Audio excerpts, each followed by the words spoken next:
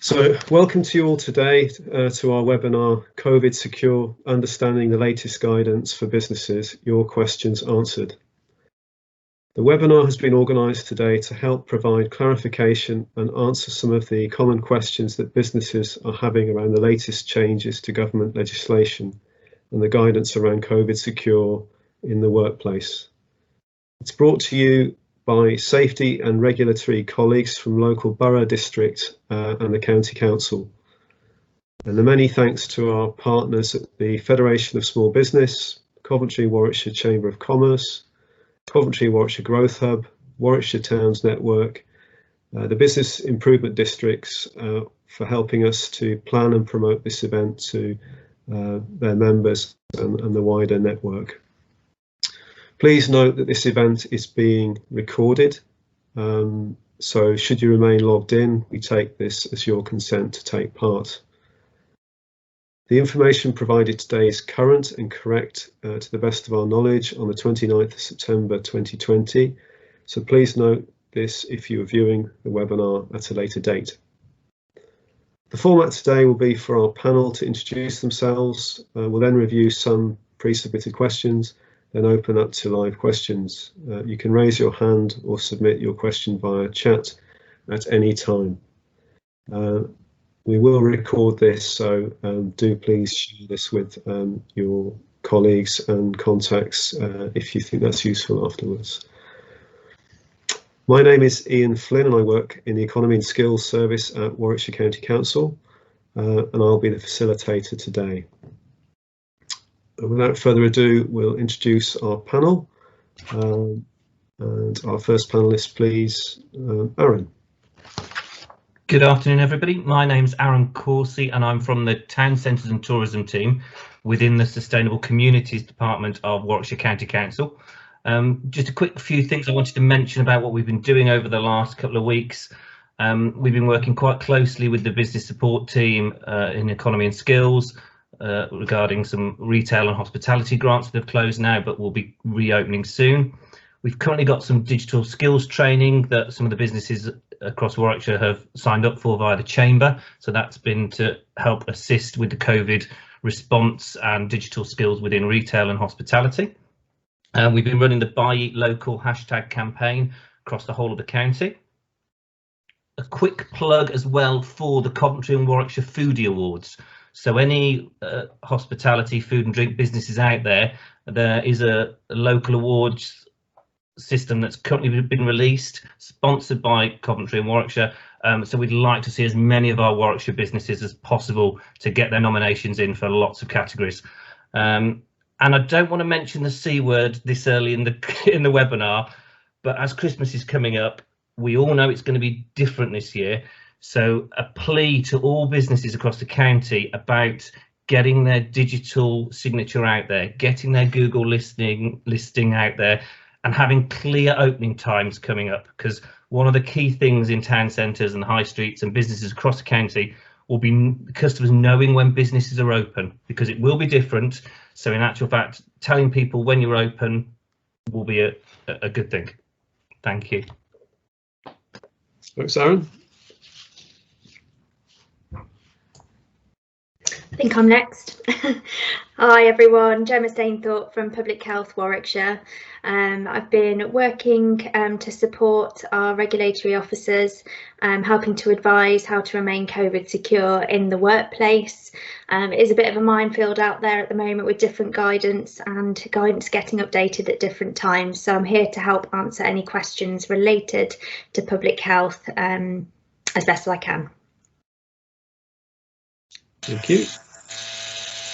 Hi, it's Henry Biddington from Rugby Borough Council, Principal Environmental Health Officer for our Commercial Regulation team. So our role is to regulate businesses and ensure that they're following COVID compliance, although most of our role is advisory to try and help businesses to ensure that they can achieve COVID compliance, to give advice about changing guidance and regulations and try and support businesses.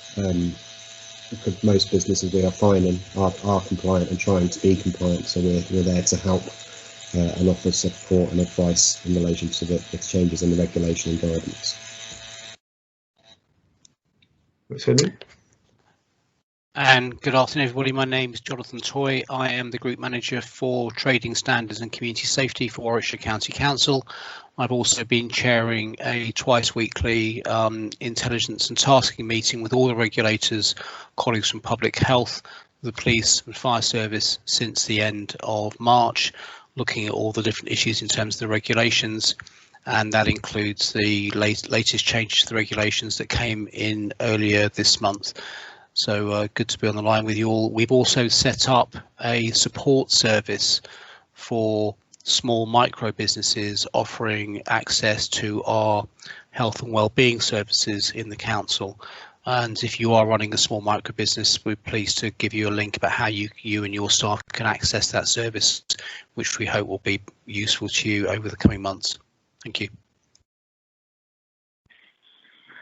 Good afternoon, my name is Sergeant Paul Calvert from Warwickshire Police Harm Hub.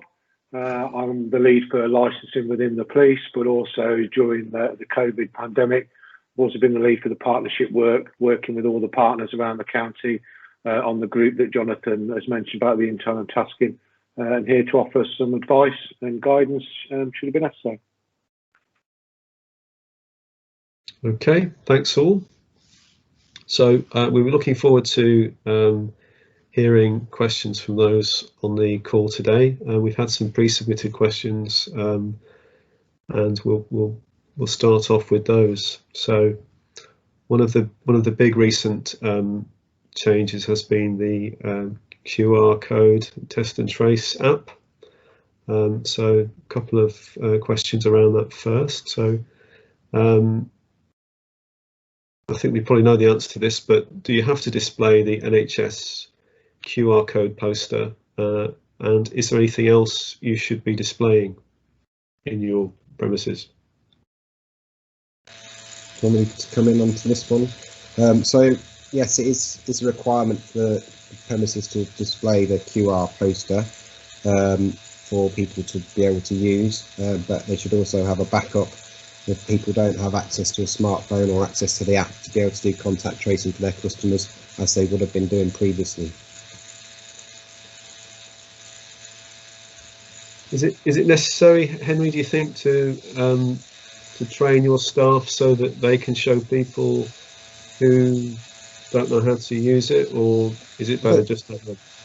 I don't think it's a requirement. I think it would be useful if staff did know how to use it and they could show people if they was asked. But if people don't have access to a smartphone or can't use the app, then I think the backup is very important. So at least we've got some data we can collect should there be an outbreak or a case within a business premises.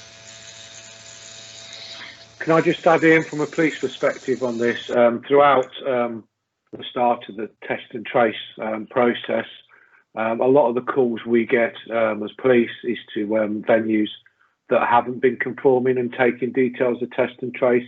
Seems to be one thing that the public do ring us about quite often. So it is really important that venues do have it in place, because it was highly likely it will get reported to the police or one of the local authorities if not. And if it is poor reported, what action do you take? It will still be, it depends. The local authority and the police take a very similar approach to it. They will obviously attend and do the education engagement with the premises and explain to them what the reasons, etc. But if it continues, then obviously it is part of the legislation now. So, fixed penalty fines can be issued by police or local authorities. And we don't ever want to get to that point, because it is a very simple process to download a QR code and put it in the premises and display it, or have the backup as a register. So really, we don't want to be fining premises for something as simple as that, and to be able to do. Fining is the last resort, but any persistent premises that do cause issues will, ultimately end up with some sort of fine or legislation against them. Yeah. Okay. I have a related question. It's a little involved, so do bear with me. Can two separate people book a table each if they know each other and ask to sit near each other, observing the social distancing rules? Want me to read it again? Or? No, I've got the question. So in relation to that, if there's two groups of 6 people and they know each other, and they want to sit near each other, we would say that they shouldn't be booking tables, 2 parties. The rule of 6 should be followed by businesses and venues, and if a venue is well aware that there's 2 groups of 6, then should absolutely discourage them being sit next to each other. Now, if it's 2 groups of 3, then obviously they could book as 1 group of 6 in theory. But any more than 6, any parties where they're trying to book 2 tables of 6, that is not allowed. That's not okay. And anybody trying to do that should be the businesses should refuse that, unfortunately. Okay, Henry, that seems to be fairly clear of what you said. Does anybody have anything to add to that? No. I think Paul's got his hand up, Ian. Paul, yes. Oh, That's better. From a police perspective, obviously it mentions in the legislation about mingling and moving about within these premises. So obviously it is actually highlighted in the legislation. So it is really important what Henry said about, you know, groups of 6 have to stay as groups of 6. You can't have 2 tables of 6 and then a bit like a speed dating and a whistle blows and they all change round and move about it. It can't happen like that. It has to stay as your group of 6. And obviously if they're not in the same family bubble, there's still got to be that social distancing as well. yeah. Okay, thank you. Gemma, I see your hand up. There's another question in chat, but would you like to come in?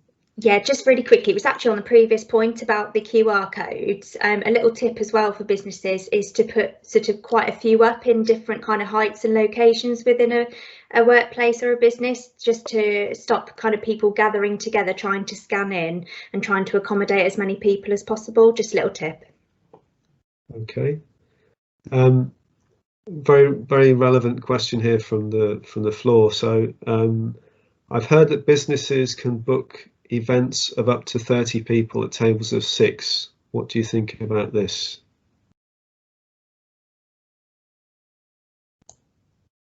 I think I'm happy to start that one in if that's okay. Yeah.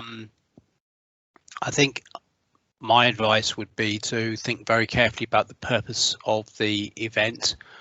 And if it is event, what type of event are you talking about? I'd be very cautious about one person booking for up to 30 people for technically an event, and I'll give you a reason why, which I think is hopefully resonates with some of you. You can't book you can book certain types of events to take place. So if you're looking at, say, a wedding, and I've got my memory right, Gemma will tell me if I got it wrong. If you book a wedding and you want to have a reception of up to 30 people, you can hold that as an event. It's allowed. Yeah, was that wrong, Gemma? Have I got that wrong now? It's 15 people it's now. 15 now. It's gone down to 15. You can't book a wake. So you can have a funeral service, but you can't have a wake. So I think you've got to really look at the purpose, that why someone's booking 30 people in at the same time, 6 people at a table, and I would argue that you're probably bordering on the breach of the regulations would be my line. I think you need to be very, very cautious of the purpose behind what they're booking, and I would probably put some challenge in and say it's not the right thing to be doing. Thanks, Jonathan. Amanda, I can see your comment there. Did you want to come in yourself here? Yes, please, if that's okay. Sorry, I'm Amanda, and I'm working on a contract with Nuneaton and Bedworth Borough Council. But on my other hat, I've got a small business and I run business networking. And I've gone completely online, and I'm staying online. I don't leave the house really unless I have to, because that's my choice. That's what I like to do. But some of my competitors are now running meetings for up to 30 people at tables of 6. And I'm worried I'm getting left behind, because I'm trying to follow the letter of the law, but I don't know whether I'm doing it right or whether I'm just being a bit OTT. So I thought, as that just led to that, because I wouldn't have brought it up, but we were on that sort of, and I thought, well, I'll just ask while all the experts are here. Thank you. That's an excellent question. I mean, my feedback to you is you're not being OTT. Okay. You know, we as regulators are regularly facing where people are trying to push the boundaries of the legislation and the regulations, And we keep, whenever we meet at our twice weekly meeting, we always talk about what is the purpose of the activity or the event, or what someone is trying to do. What is the purpose that lies behind it? And if that purpose is actually something that we would normally say, no, you can't do it, and they're trying to find a way of circumnavigating it, then I think our advice would be, no, don't let it happen. Put the right checks and balances in place. That would be our view. We obviously can't do that in every single circumstance. It's just impossible. But, you know, you've got to look at the purpose. And if you're doing something in the right way, then that's great, because ultimately it's all of our responsibility, isn't it, to make sure that COVID doesn't keep escalating in the way that it's been escalating. And if we don't take that responsibility and we think, you know what, let's go to an event with 30 people, all of the same place, and we could all sit on separate tables. What happens at the end of the evening when people have had a few drinks and they all know each other? Are they going to stay on those same tables? Are they going to start mixing between them? The areas where we've seen spread, Amanda, are actually our social events. We talk a lot about workplaces, businesses that actually have worked really hard to be COVID compliant, but people go and socialise. They socialise. And that mixing between social groups is a core feature we're seeing regularly in terms of how COVID is being spread. So I'd go back to what I said before: be very, very cautious and challenge what is the purpose of the event in the first place. Right, thank you so much for that. I think that's just put me, because I didn't want my business to get left behind, because I've worked for 8 years to build it, and I just didn't want it to get left behind, but I don't want to do the wrong thing. And as far as I'm concerned, we need to stay online until, well, for the foreseeable future. But I just wanted to know, because of course the people that are doing them, it's like, oh, aren't they great? They're doing a meeting. And I'm thinking, oh, don't want to get left behind. That's it. Well, perhaps, Amanda, you make a virtue of that in your promotion, that you are following the guidance, and this is the way, you know, it should be done, without actually saying that others are doing it. But, you know, yeah. It's the same as we've talked before here about some supermarkets have been very good at marshalling customers and preparing things, and others haven't. And I think that's an added value to business. Thank you so much, everyone. Ian, can I just comment? Sorry, just comment on that with regard to that. Obviously, in the general context of the question rather than the specific business concern, but as a generally around as well, where people need to be very wary of, you know, people booking events of that numbers, even if they're looking at socially distancing them, putting them on tables of 6, etc. Because, like Jonathan said, you know, especially in the hospitality trade, it won't remain like that throughout, and it will potentially, people will be mixing, mingling. And as soon as someone walks past, looks in the window and sees it from outside, they will be calling one of the authorities, whether it be the police or the local authority. And if we turn up and you've done everything you possibly can to have it right in the first instance, but when we turn up, it's all gone wrong, then that's all we will base our evidence on. And that's, you know, quite rightly, that's all we can base our evidence on. So it's a message of warning, really, to be very, very careful about what you're looking at, what events you take, and what bookings you take, because no matter how much you prepare, things will change during the evening. Ian, can I just quickly come in on the specifics there? I agree with everybody there, and actually, Amanda, that even the idea of business networking just falls straight into a mingling category. And the onus there is on the premise that they're actually willing to take those bookings. So instantly they're not looking at their social distancing, they're not looking at their mingling policy. So they technically are flouting that legislation straight away. So you're doing the right thing there, Amanda. Thank you. Okay, good case study. Thank you. So moving on to a topic that's been driving, I think, a lot of questions and queries to us over the last week or so around masks. So we've had some questions on that. So can we clarify the difference between a face mask and a face covering? Which of them are mandatory in pubs? I'll look at you, Gemma. Yeah. I'm happy to take this one. Okay, so face coverings and face masks then. So face coverings is kind of anything that covers the nose and the mouth. It can be made of cloth, it can be made of different fabric, it could be a scarf, it can be anything that stays in place fixed, that isn't needing to be held over the nose and mouth. Face masks typically refer to we call them type 2 surgical, or that kind of sort of face mask, and they are only required in settings that do close contact. So for example, hairdressers or beauticians and things like that, they would be required in addition to a visor. So with regards to face coverings, they will be what is required in most premises and most kind of places that have been asking the questions, apart from the close contact services, which you would require a further kind of level, which would be called a type 2 surgical face mask. Okay. So Gemma, the face mask, is that automatically medical grade, or is there a medical grade one and a standard one? So there are different grades. The type 2 face mask isn't the full kind of surgical proper respirator type face mask. Those are being saved for health and social care premises, but the type 2 is just that kind of extra level up from a face covering that will provide some protection to those who are in close contact to those individuals. But we need to be really careful with who's using those due to kind of supply issues and things like that.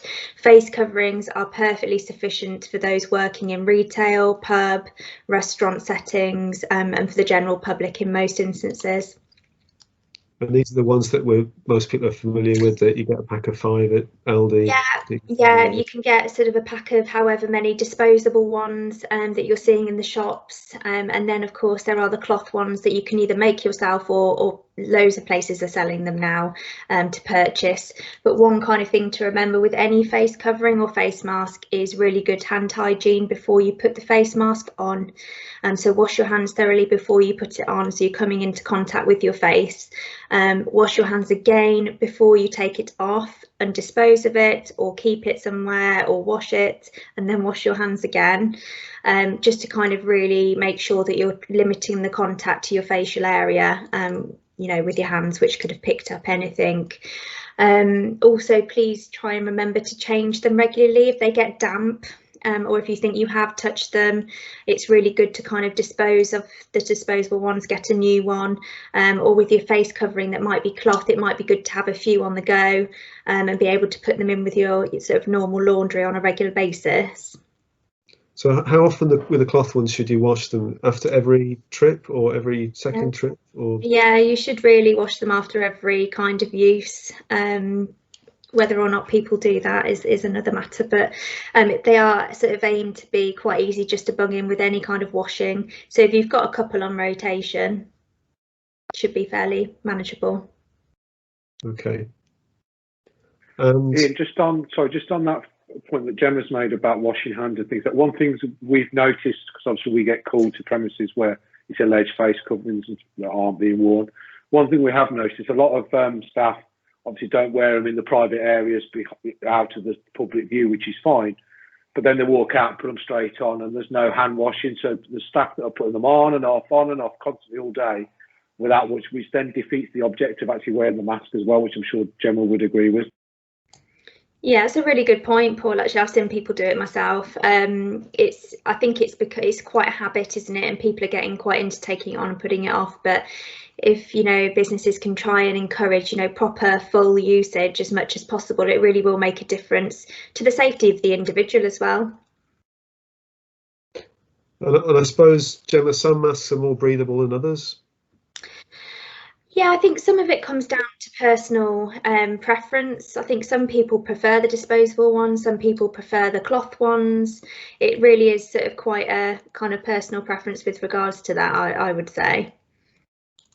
There obviously are exemptions for people who have certain conditions that may make it difficult to breathe with a face covering on, for example, some asthmatic people and other kind of conditions. So if you do fall into an exemption group, then that is fine.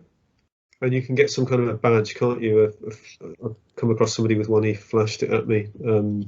You can get an exemption card, I think just on the normal NHS COVID website. I think you can kind of print yourself one off. There's something called the sunflower idea, I think, as well, where you can wear a lanyard. You can apply for a lanyard as well to kind of prove that you're exempt for medical reasons from wearing your face covering. Okay, thank you. And in terms of visors, can my team wear visors and not masks, as I have some staff who have asthma and find mask wearing difficult? This question's come from a cafe. Yeah, so the general rule then with visors, we're getting a lot of questions of, can I wear a visor instead of a mask or a face covering?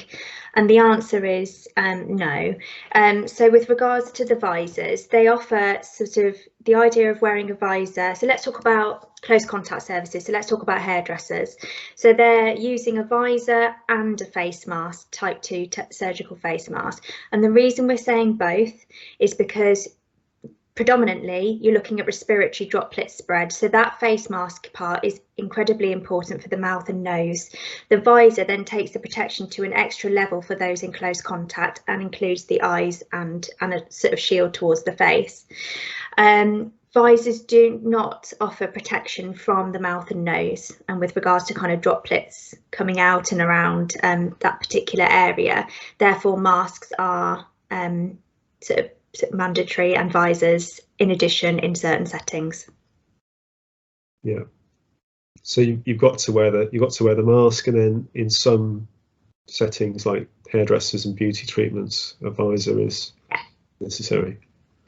Yeah, that's correct. With regards to the question though about the cafe, it sounded like perhaps one of the people may have been exempt anyway. I think there was a mention of asthma, did you say, Ian? That's right, yes, some stuff, yeah. So if the individual is struggling to breathe with the face mask or face covering, and they do feel comfortable in a visor, it's not going to offer protection massively. It might protect the eye area, as I've said. So if that individual is going to not wear a face covering and be exempt, which they are able to do, then they need to really make sure they're adhering to strict social distancing, so 2 meters plus when they can. Okay. In terms of many retailers have fitted perspex shields, and obviously post offices already had those, and banks, but do you have to wear a mask if you're working behind a perspex or glass screen? So I can see Jonathan nodding, I can see people nodding. So in the guidance, it is actually sort of specified that if a business produces a barrier that is properly kind of protected and airtight from the customers, you don't technically need to wear a face covering, but it needs to be very, very secure, COVID secure, because what might happen is if you are inspected or visited during this time and that barrier is not secure and you're not wearing a face covering, then you could be in quite a risky position. General sort of personal feelings and advice, just wear one anyway, but technically and due to the guidance there are exceptions. Right, so if it's perhaps like a fitted like a post office, then they're probably okay, but if it's a more flimsy affair that's been fitted around a checkout, then maybe not. Yeah, basically. I can try and find some of the wording and pop it in the chat in a moment for you if that'll help, but it's basically it's just kind of the wordings around a secure barrier, but Henry and Jonathan might have something to add on that. Yes, hands up. Henry, were you first? I think so, yeah. So I think that's what Gemma said is absolutely right. It would need to be demonstrated to be secure. So something where like you've got a bank where the public quite obviously don't have any access to that area and there's no way of getting around. It would be okay for them not to wear a mask, probably, but certainly with some shops and retailers where they've just got, say, a mask up to, say, head level, but there's gaps all around it, then a face mask would be required. So a lot of the retail sectors where the face masks don't go all the way to the ceiling, for instance, or where there's gaps either side and they're literally just in front of the cashier and the customer, I don't think that wouldn't be a place where that would be a place where face masks or face coverings would be required. Yeah, thanks, Henry. Jonathan?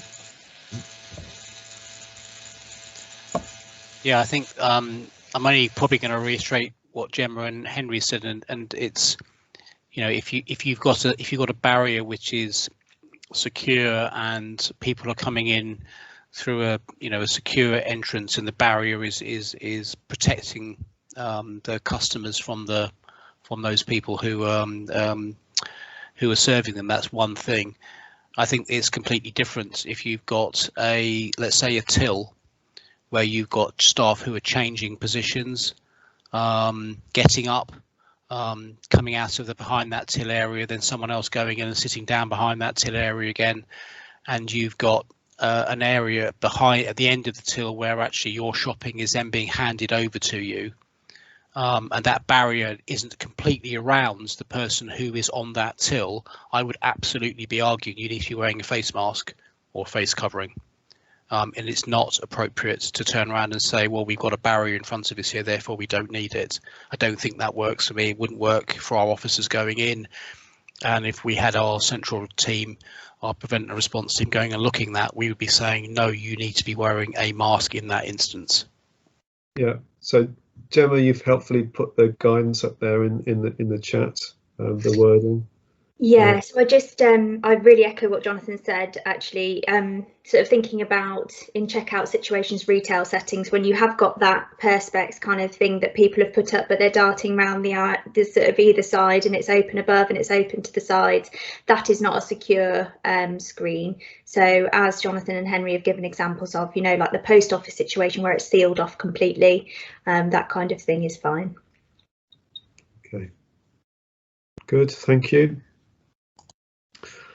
So moving on the discussion to managing of an outbreak situation, how many customers infected require to trigger a response? I'm happy to take that one. Okay, so at the moment we're saying 2 or more sort of, did you say customers, Ian? Yes. Yeah. So we were saying 2 or more in the beginning, but now we've kind of reevaluated, given the certain sort of situation that we're in with regards to numbers locally and nationally. We are actually asking if anyone's been, if a customer has been infected, to let the local authority know, to let Public Health England know, because it's part of a wider contact tracing matrix that we're all working on, and that the central team are working from, where we can see different cases occurring across the county in different settings. We can piece that together, and it could be, even if it's one customer, one person, it could be quite a key part of the puzzle in certain situations. So it's really important to get in contact with us, and I can provide contact details in the chat setting for you, the email address for local contact, and the Public Health England one as well. That'd be really useful, and we can put that up at the end of the session as well. That was going to be one of the questions. Yeah. So is it different than if it's staff or a customer? No, I think it's following the same kind of rules and processes at the moment, whether it's staff or customer, for the same reasons. Right. And then in terms of close contact, what counts as who is affected by that case? How close a contact does it need to be, and does it need to be the same day, or is there a time? Okay, so with close contact, we say distance wise, it's 2 meters or under for 15 minutes. So 2 meters for 15 minutes, and then 1 meter or under 1 meter, even for a couple of minutes. So just sort of a brief kind of encounter, really. We tend to say, so if someone has come down with symptoms or has tested positive, as part of the tracing process, we count back 2 days from that time, and we look at all those people who have been in close contact with that individual in the 2 days prior to their symptoms or their positive test. And that is how we sort of speak to people who we need to speak to at the moment. So if a business got in touch with us, then you would go through that in detail. Yeah, that's correct. So if a positive case came through to the local authority, we can then sort of trace back, speak to the individual and see whether any close contact has been had either within their own workplace or elsewhere in the 2 days prior. Yeah. Okay. Does anybody on the call outside the panel have any questions on that? I don't see any hands. Okay. So we've covered. We're going to cover how you report it and who you speak to. Henry. So sorry, I was just going to add to that what Gemma said. It's not going to be. We're not going to come down and close the business down properly. You know, as long as people are complying and doing everything they should be. It will happen to lots of businesses. You can't help it. There's going to be cases, and you may have a case within your business. It's just how you need to be told about it and how we can react to it, and we can advise and give the proper advice about what you need to do. And I don't think businesses should be scared that we're going to do it. Right, you've had a case in your business, we're going to come and shut you down, because that's not how it happens. And I think businesses probably need to be reassured slightly that we're not going to do that, unless we come along and you've been clearly breaking the laws and breaching regulations and not following your COVID security. But you know, we would implore that businesses engage with us if they do get notified of positive cases. Thank you, Jonathan.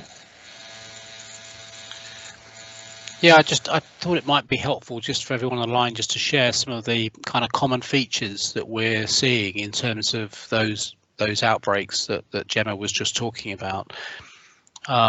Just to kind of reassure some of the businesses on the call today about the things that we tend to find. And as Gemma says, the vast majority of times we're finding very compliant businesses who put very good measures into place.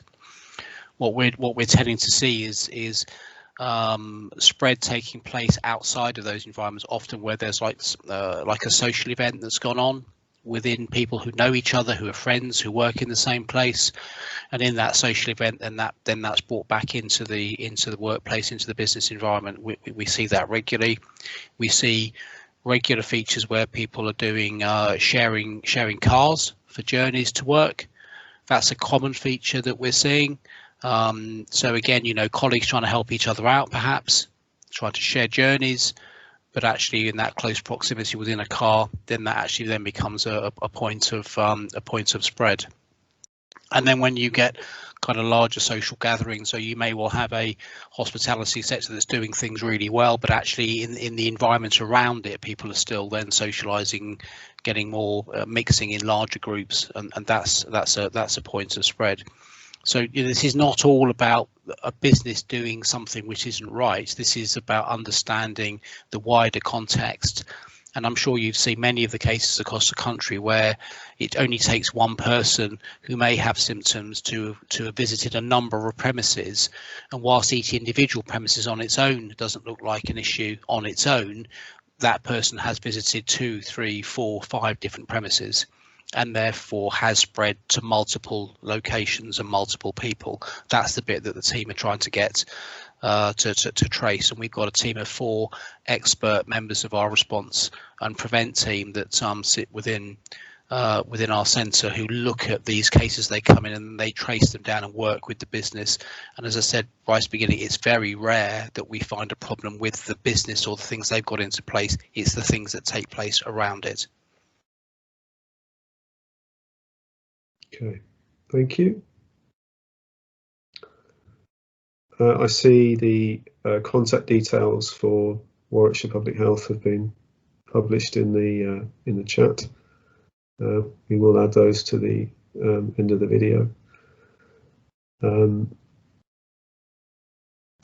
So something that's you may have come across, a social media statement. We've heard these discussed among businesses. Aaron, I'm looking at you. Perhaps you can explain. Yeah, and it sort of follows on from what Jonathan and Henry have said there. It's actually about the positive aspects, that it's not about the regulation. We're not here to catch you out. We're actually just trying to follow the outbreak, work out how it's happening, where it's happening, to get a better understanding of it. And it's about businesses being able to say, we're doing everything right, we're following the guidance, and to be able to tell your customers that. So actually having that message out to all of your customers and your clients that we're doing everything we're told to, we're being safe, we've got our risk assessment, we're tracking everybody, and actually to tell your customers that via social media is a good thing. There might be outbreaks. You might have a trading standards officer or an environmental health officer coming to talk to you about it, but actually it's not about closing your business down. It's about making sure it's safe and we understand how it's spreading. Okay, and should your business, should there be an outbreak at your business, obviously you'll need to do some kind of additional clean. You have a cleaning regime anyway, but you'll probably need to do something more like a deep clean. Is it sufficient to use a demister machine where they sort of spray the fog, or is it up to you how you do that deep clean? I think we'll ask Gemma there. Yes, I'm looking more towards Gemma on this one. Okay, so we've been saying, looking at the sort of recommended guidance from Public Health England and their relevant teams who've been looking at this for, a really long time. There's no kind of evidence behind, no recommendations behind fogging or demystifiers or anything like that currently within the guidance, the cleaning guidance. So therefore, I would always encourage the first line of defence in cleaning is thoroughly cleaning touch points, contact points, surfaces within your business with a solution of 1,000 parts per million chlorine minimum, and that will adequately work on touch points and surfaces, and that is, to date, the best sort of method of cleaning and the most recommended method of cleaning. Some businesses are choosing to fog as well, and that's fine, but I would say don't underestimate the power of cleaning surfaces, and that is sort of really, really important with regards to this.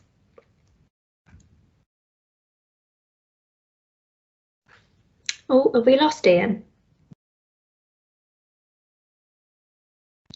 We might have lost Ian. Have we got Louisa? Yeah, we've got me, sorry. No problem. Right, okay.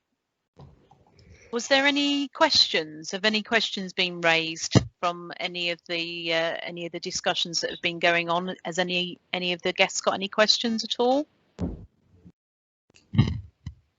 I shall quickly look for the list of questions that we had earlier as well, just to Hi, Louisa. Yeah, I think the next section was as what from the business's point of view, who should contact the customers? Is it business or Public Health England? I think that's quite a good question for us to answer, really, because a lot of businesses have asked us that question. Okay, that's great. Who wants to go ahead and answer that one then? Gemma, do you want to follow up with? Yeah, I'll give it a go. Thank you. Okay, so with regards to, is that a question relating to if a member of staff or a customer's come in positive, Henry? Yeah.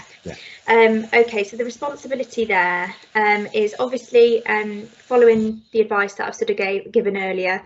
If you contact Public Health Admin with the details of the positive case in the first instance, then we would be sort of responsible for them following up with that case and talking to them about workplace contacts and any other contacts they might have come into contact with. That being said, I always think it's really beneficial as a business to be proactive. So, for example, if you have had a member of staff who's been symptomatic within the workplace, for example, or you know that the 2 days prior they have been in the workplace prior to their test result or their symptoms, it's really sort of beneficial for you to to do a little bit of that kind of contact tracing yourself. For example, you might know on their shift who's been working with that person. You might be able to react a lot quicker than we would in that situation. And if it's a case of asking people who've been in close contact to self-isolate, and that's something that you're able to do as a business, then please do, because it helps, you know, the movement towards trying to isolate people who need to isolate as quickly as possible. From sitting on the duty desk, actually, at the moment, when we are contacting people who've been notified to us, it's often the case that the business has already done some of the kind of test and trace bits themselves with regard to contacting people who they know have been into the business or have been working alongside the individual. So it does help us. Okay, thank you for that, Gemma. There was another question as well that was about whether a business should include an outbreak scenario in a risk assessment. Does anyone want to come in on that? Henry? I think, yeah, they're all looking at me. From a regulatory point of view, I mean, it wouldn't be a bad idea to include it in your sort of planning, I suppose. Whether it would be part of your risk assessment, it could well be. But yeah, certainly part of your planning. I think all businesses should be considering that is a risk for the business. So put it in part of your risk assessment. Make sure you've accounted for it and what you'd actually do. You know, because it might not be just about public health risk assessment, about the business continuity risk assessment. So it should be part of that anyway. You know, if you've got to isolate all of your staff and your business can't operate, and that's something you may need to consider. So yes, I would think part of business continuity and your COVID risk assessment. Okay. Thank you very much for that, Henry. I think we might have Ian back. Yes, sorry, technical glitch. Yes, so we're getting towards to 5 o'clock. I just wondered if before we press on any further, does the guests on the call, do they have any questions they want to raise at this point on anything we've said or not covered as yet?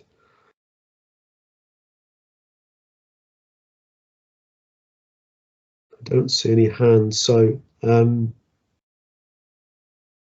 oh, here's one. What about live music in pubs? I'm guessing, can we have live music in pubs?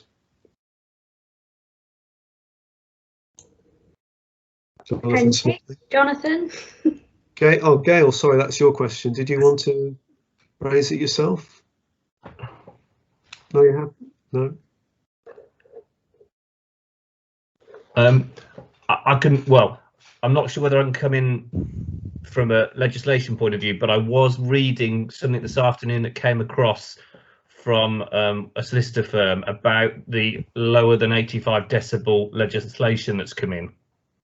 So if Jonathan wants to come in about a piece of legislation that I saw this afternoon, I haven't gone through it in minute detail yet because I only saw it a couple of hours ago. But I did see something about less than 85 decibels. Oh, I haven't read the legislation yet, Aaron. So I'm sure Paul is already reading it right now while we're talking, because we work that way.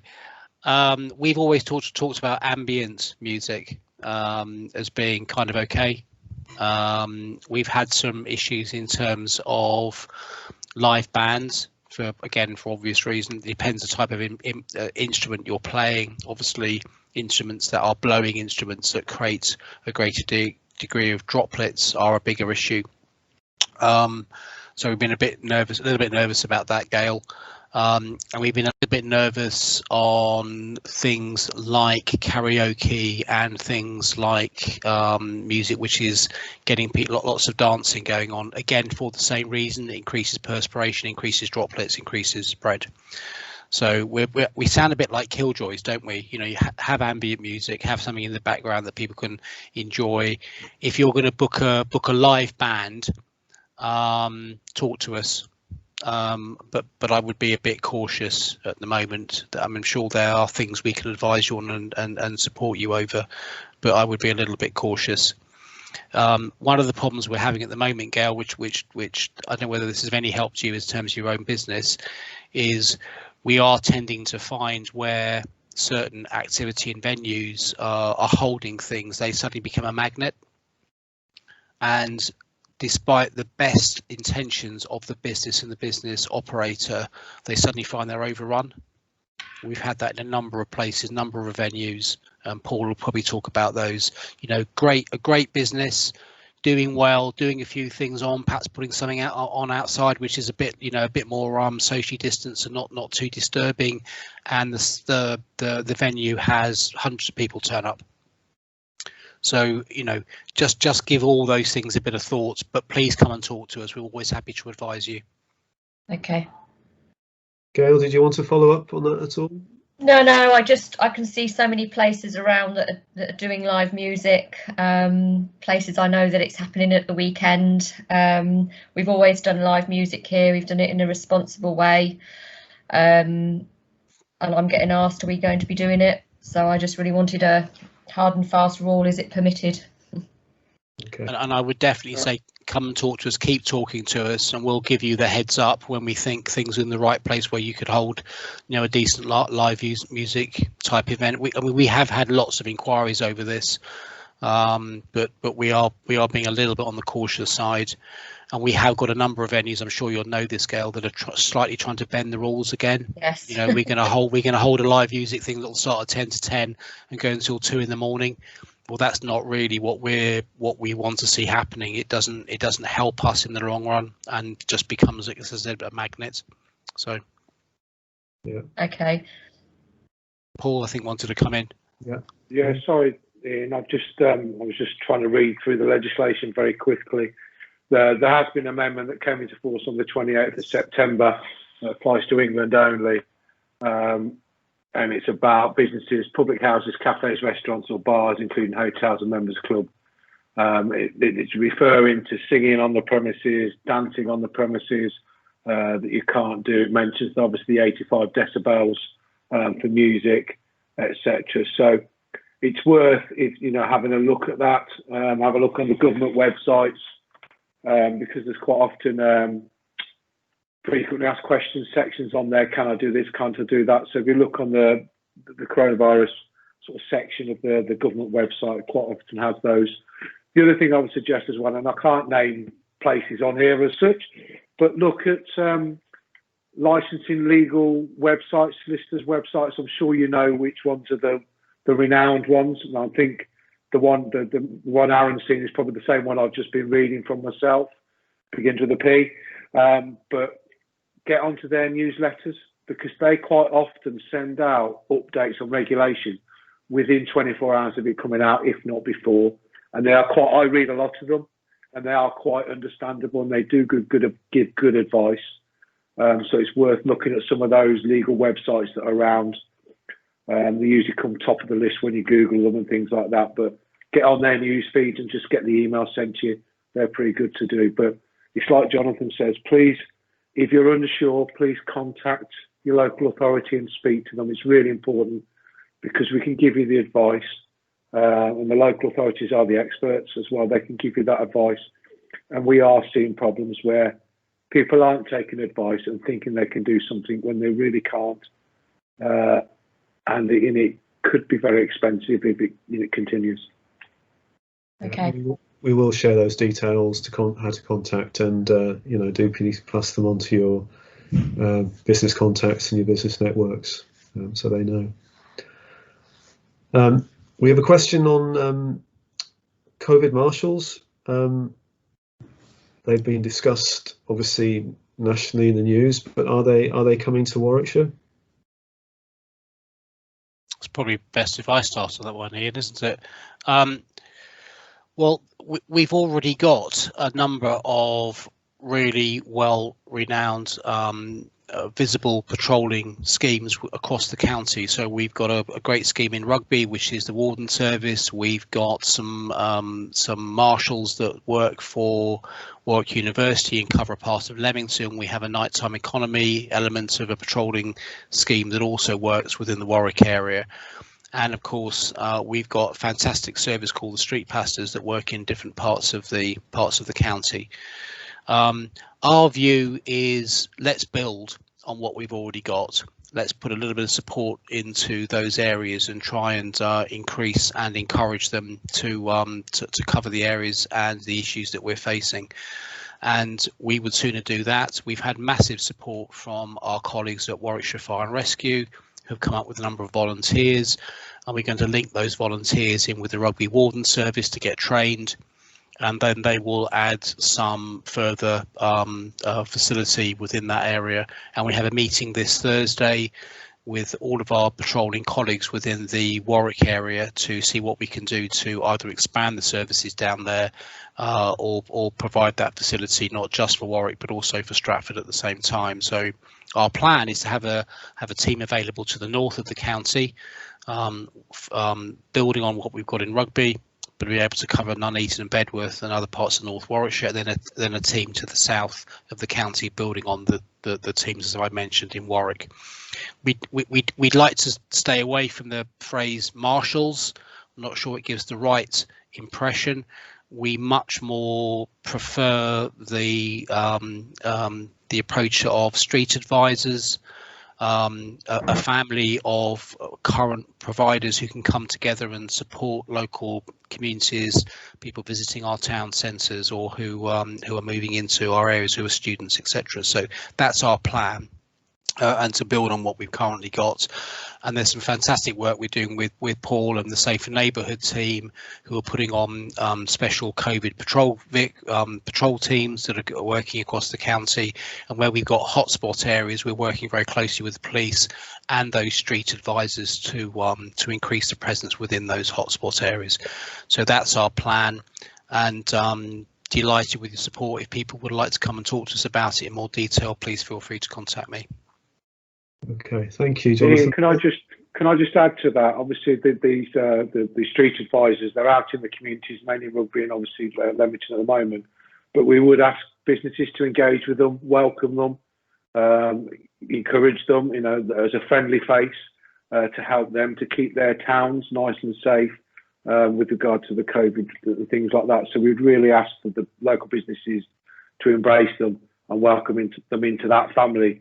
Because they are there to make that town a nice place for them as well. So, you know, please welcome them. Yeah, it's an opportunity and an asset to promote your town. So, okay, perhaps then last question from Gail. Looking ahead a bit, but I think this is something we've seen others ask. Just really, how should we be preparing for New Year's Eve?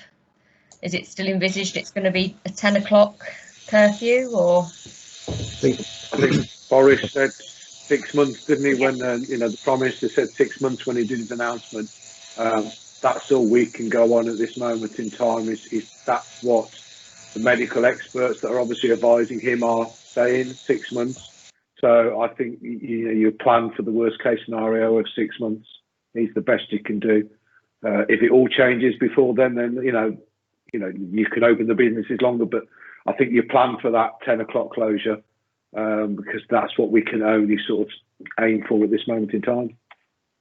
Okay, thank you. Yeah. Sorry, that's maybe not the answer that we would like, but yeah, unfortunately it is what it is, and plan for the worst, and yeah, hopefully things will be better. Okay, I'm conscious it's gone 5 o'clock. We'll probably wind up at this point unless anyone's got a quick question they wanted to sneak in. I'd like to thank all of you for joining today and to our panelists for their time and other business partners. Thank you very much. Thank you. Thank you. Thank you all. Thanks all.